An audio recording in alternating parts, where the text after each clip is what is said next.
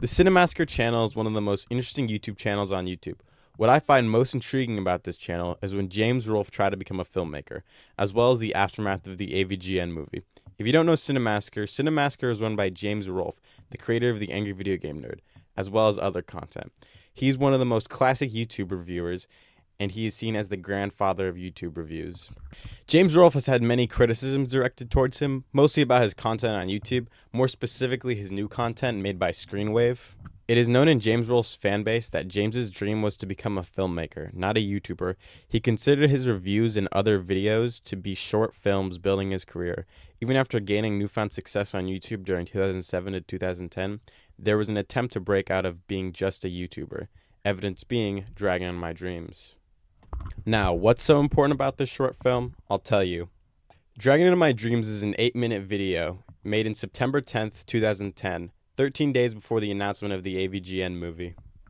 The video begins with some music and footage of James in his car, discussing his video creations while also lamenting about him turning 30.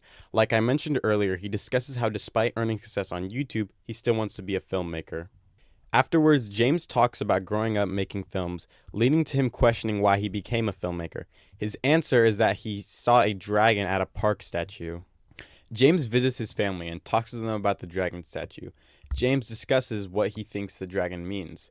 Finally, James takes his car, arriving at the park to see the statue, when coincidentally, it's being torn apart the same day. He looks at the statue and...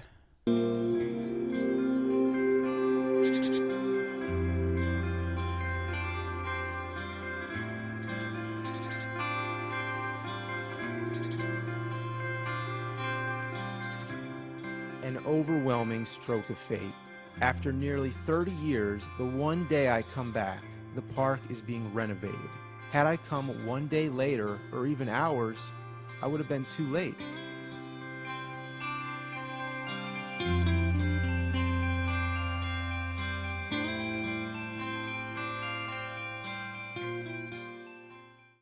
While hard to take seriously, James begins to look at the statue, starts caressing it, looking at the statue up and down.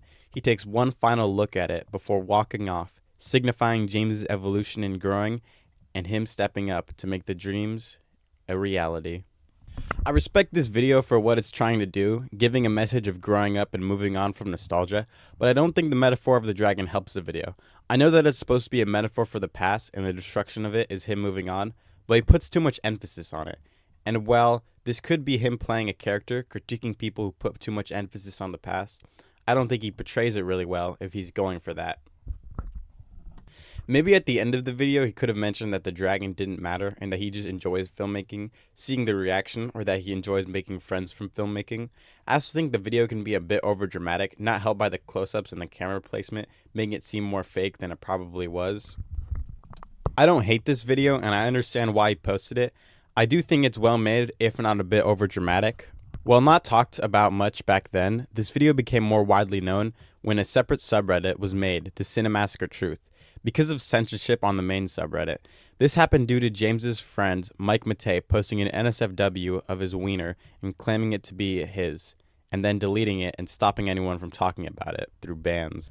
While originally the subreddit was made to talk about Mike and James's controversies, James partnering up with a company called Screenwave was a controversial decision, which led to it becoming a place to discuss and critique James and his works, which led to the rediscovering of Dragon in My Dreams.